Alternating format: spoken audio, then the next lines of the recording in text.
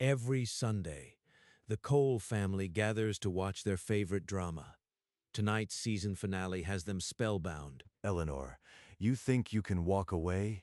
Blood is blood. Then I am not your blood. Goodbye. When the credits roll, Richard glances at Stephanie, a familiar condescension on his face. That is real writing, not your little pipe dream. Face it, you failed. It was a humiliating mistake, moving to the city to write. Stephanie doesn't defend herself. A secret smile crosses her lips, because the truth no one in this room knows.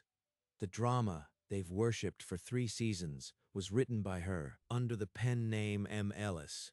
She's the creator they endlessly debate, never imagining it's the failure daughter. You quote my work, mock my dreams, and call me a failure. Enjoy the show. The family moves to the dining room. The Sunday roast steaming on the table. The conversation returns to dismantling Stephanie's choices. You could have been a teacher, dear. Something respectable. A writer? Please. That's not a real job. It's a hobby for people who can't grow up. Stephanie reaches for her water glass. Her fingers tighten until the knuckles show white. She drinks without a word. 3 years in the city. Any progress, or are you still chasing that little fantasy? Got any real publishing news, Steph? A magazine? A blog? Anything? We just want you to be realistic, dear.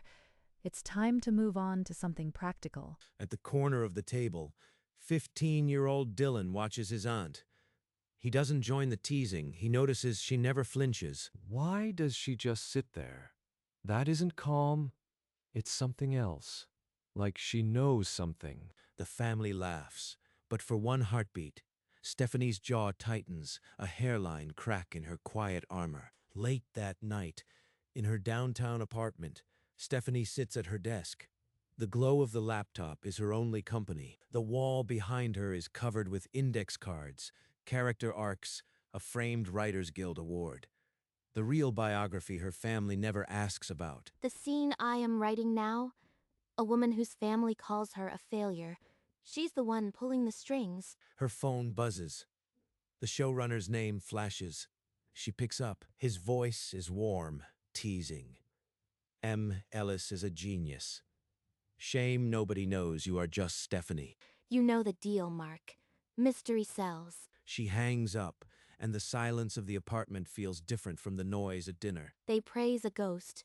Meanwhile, I sit there and let them call my life a waste. She picks up the family photo on the corner of the desk, the Coles frozen in a happier moment. When they find out, it won't be pride. It'll be rage. So I keep it buried, for now. The following Sunday, the Coles gather as always. After the show, Dylan stands up, phone already in hand. So, my media studies project, we have to analyze a show's creator. I picked the Holloway Legacy. That mystery hermit? You might as well research a ghost. Ghost or not, it's a waste. Who cares about some anonymous scribbler? Stephanie's knife scrapes her plate. She forces herself to breathe evenly. The Union database lists the legal name behind every pen name. I am going to find it. Yeah, and it'll be Raymond W. Boring. Don't get your hopes up. Dylan doesn't answer.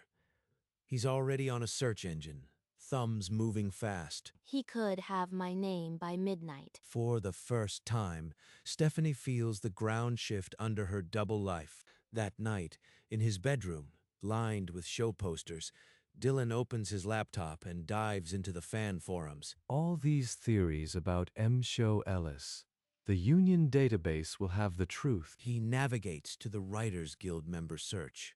Head writer, The Holloway Legacy. Just click search. It's probably nothing. Some guy in L.A. The result loads.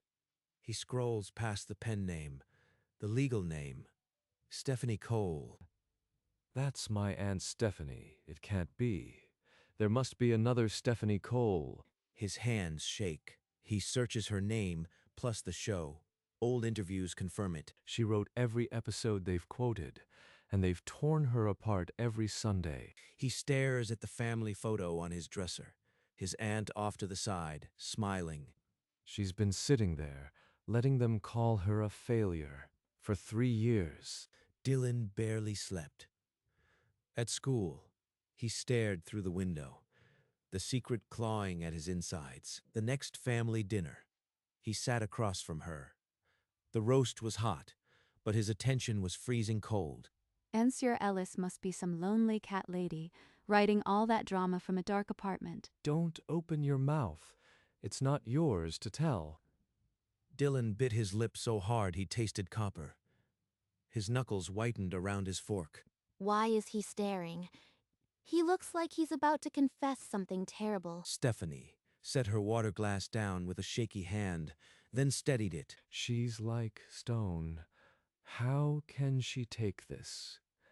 Every word they say is blind. When Richard praised the latest cliffhanger, Stephanie's jaw tightened.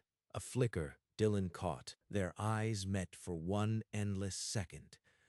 Then they looked away, the secret a third presence at the table. After dinner, as the others cleared plates, Richard caught Stephanie in the hallway, his voice low and heavy. The hardware store is drowning, Stephanie. I need you to come work there. Time to stop dreaming. Patricia appeared behind him, drying a dish, her eyes sharp. We're your parents, and we need you. Enough childish fantasy. Time to grow up. Stephanie's voice was quiet, but each word was deliberate. I have a job. I am not walking away from it. Richard's face reddened. He stepped closer, his voice rising. A job. You are a failure at writing. You have nothing.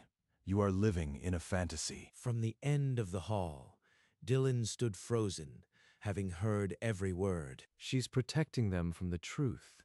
She could destroy them, and she won't. That night, Stephanie sat at her desk, the apartment silent. She opened the outline for the new season and stared at a blank note. A family that underestimates the quiet daughter. They never ask what she does. They never really look. Her fingers trembled above the keyboard. Then she began to type. The words came faster. She wove in details. Richard's dismissive laugh, Patricia's tilted wine glass, Alyssa's arched eyebrow. It's not revenge. It's art. Every writer uses what they know. She typed until her tea went cold, until the city lights outside blurred into dawn. Her phone buzzed with a text from Mark, the producer. The network read the new storyline. They love the meta angle. This season will be fire. Stephanie stared at the screen, then at the family photo on her desk. The Coles, frozen in a happier moment. They'll watch it, and they won't even know it's them until it's too late. Dylan had been digging through old entertainment articles. He found a group photo of the writers, one face half hidden, but the copper hair and caramel jacket were unmistakable. Aunt Stephanie, I found something. I need to ask you something. What is it, Dylan? This is you, isn't it? You're Mem Ellis. Stephanie's face drained of color. She glanced around the empty hallway, then placed a hand on his shoulder. Not here. Come with me. She drove him to a quiet coffee shop, the one she always went to when she needed to think. They sat in the back corner. Yes. I write every episode. I've been doing it for 3 years. Please, Dylan, you can't tell anyone. Not until the new season airs. It's important. I won't say anything, I promise. Stephanie let out a breath she hadn't realized she'd been holding. She leaned back, her coffee untouched. He knows, and he's not going to run to them. He's actually on my side. Why a pen name? Why hide from them? Because they'd never believe it. Or they'd try to claim it. The moment they hear head writer, they'd see money, not me. She stirred her coffee, the spoon clinking against ceramic. They've spent years calling me a failure. If they knew the truth, it would be chaos, accusations, demands. But they'll find out eventually. You can't keep this forever. After the new season airs, I'll tell them myself. Give them no choice but to watch what I wrote before they find out who wrote it. Dylan nodded slowly, understanding the plan. They sat in silence, the weight of the secret now shared. She trusted me. Out of everyone, she chose me. I won't let her down. Days later, the family gathered at the house. Richard had an announcement that brought everyone into the living room. The season finale is in 2 weeks. I am throwing a watch party. Everyone's invited. Neighbors, friends, the whole street. We'll prove we're the biggest fans. Maybe even guess M. Ellis's secret before anyone else. Stephanie's smile didn't reach her eyes. From across the room, Dylan caught her gaze, a flicker of shared dread. Nora will want to come, and the Becketts. We'll make a whole evening of it. I hope this episode finally reveals who the writer is. Maybe it's some Hollywood fake with a ghostwriter. Whoever Mem Ellis is, they're a genius. Too bad they're probably a hermit who's never had a real job. A hermit with no real job.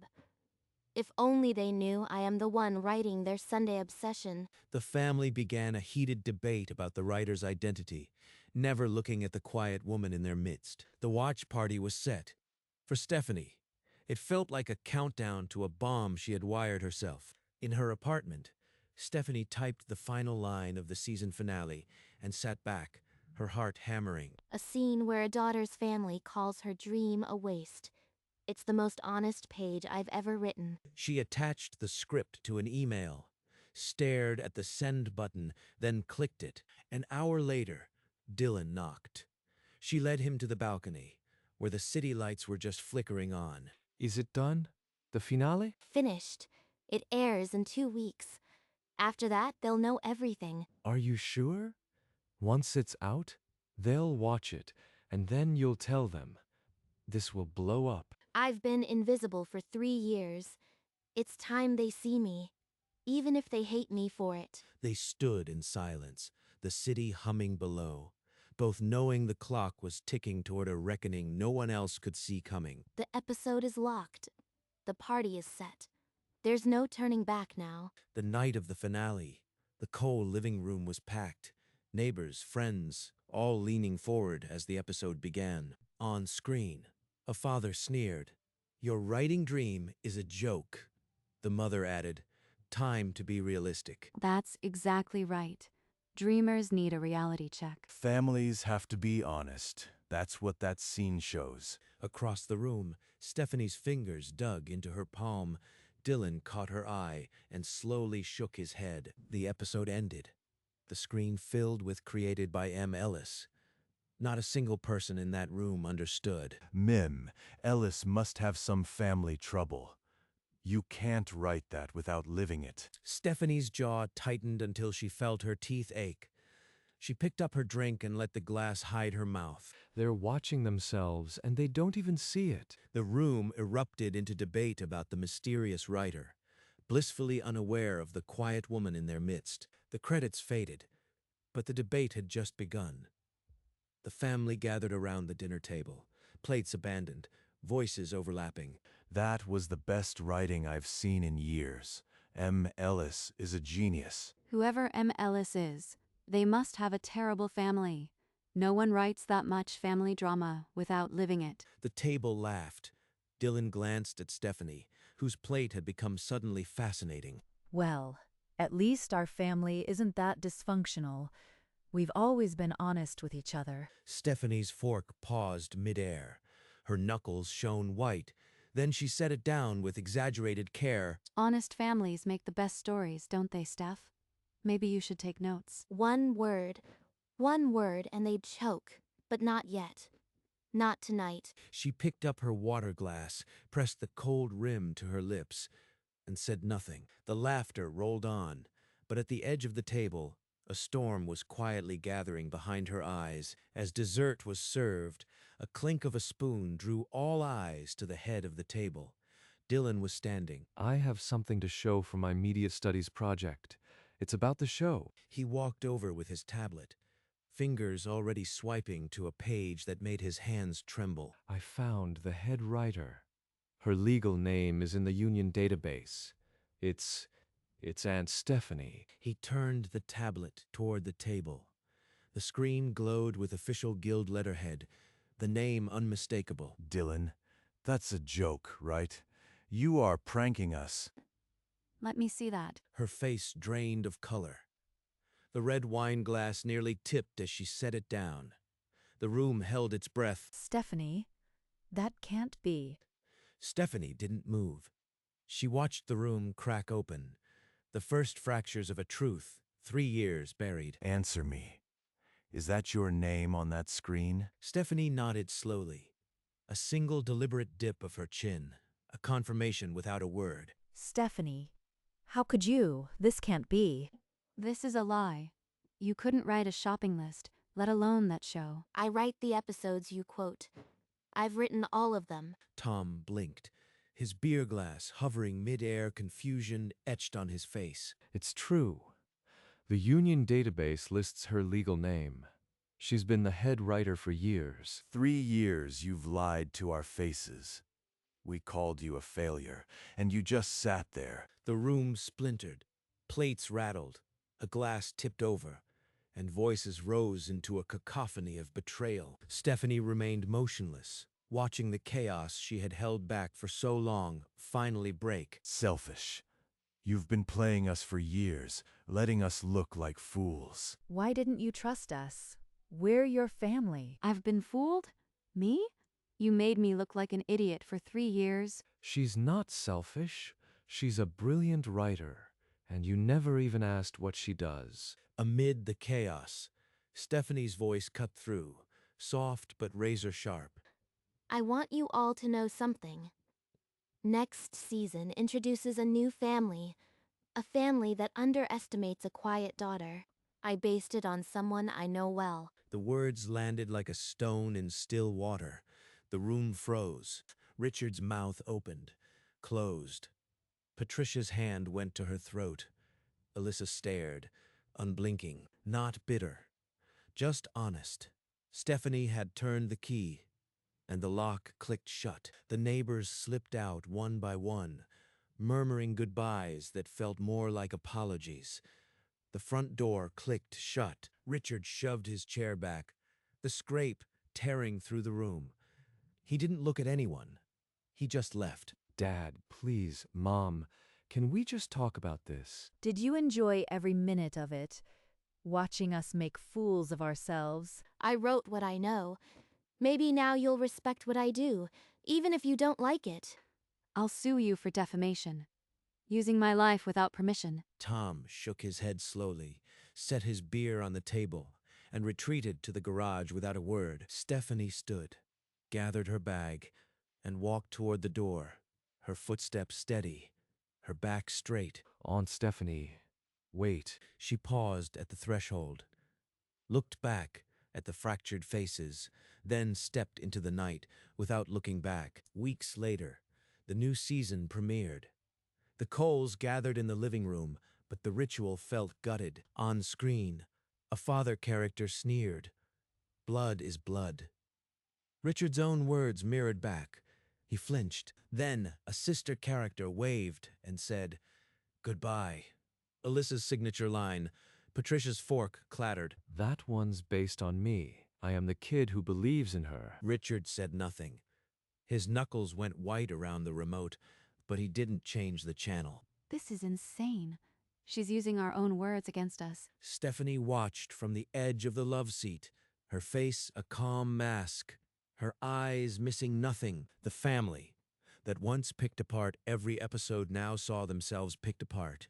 No one reached for seconds. When the credits rolled, the silence was thicker than any argument they had ever had. They had spent years quoting the drama. Now the drama quoted them, and they didn't know the lines. The next Sundays were different. They watched, but no one joked. Each recognized themselves in the dialogue. That line was mine. I said that to Stephanie last spring.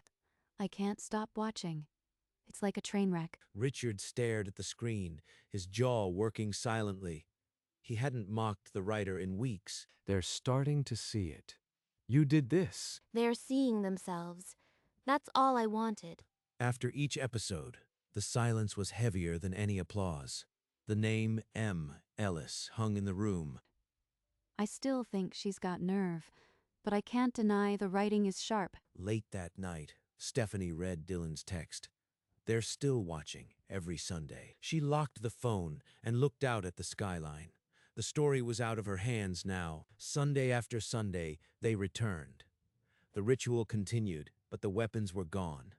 No jokes, no sneers, just watching. That woman on screen keeps saying things I used to say. It's like holding a mirror to my own voice. Richard never commented on the episodes again, but he never missed a single one. You changed the show, and maybe them too, a little. I didn't change them. I just made it impossible to look away. Later, on her balcony, she watched the city hum. Her phone glowed with another press request. M. Ellis had become a name no one could ignore. The family gathered again the following week. The television glowed, filling the room with scenes they had lived. They'll never apologize, but they're still here watching. That's enough. The daughter they wrote off wrote the show they could never stop watching. And every Sunday, she sat among them, no longer invisible. She had written their favorite lines, their most quoted moments. Now, finally, they were quoting her. One Sunday evening, the living room filled without a word. The remote rested on the coffee table. No one reached for it first. Patricia picked it up and handed it to Stephanie. A simple gesture, but the room noticed. Stephanie clicked the television on. The familiar opening credits rolled, but this time the silence was different. They're watching like they always did, but now they see her. Richard sat in his usual chair, but his eyes moved from the screen to his daughter. Then back, the episode unfolded, scenes that mirrored their own lives, but the laughter was gone, replaced by something heavier. When the credits rolled and created by M. Ellis's filled the screen, no one debated, they just sat. They'll never say it, but they're here. That's the only apology I'll get. She didn't need more. The story had been hers all along. Now they were finally part of it. The screen flickered, the room dimmed, and the quiet daughter wrote on.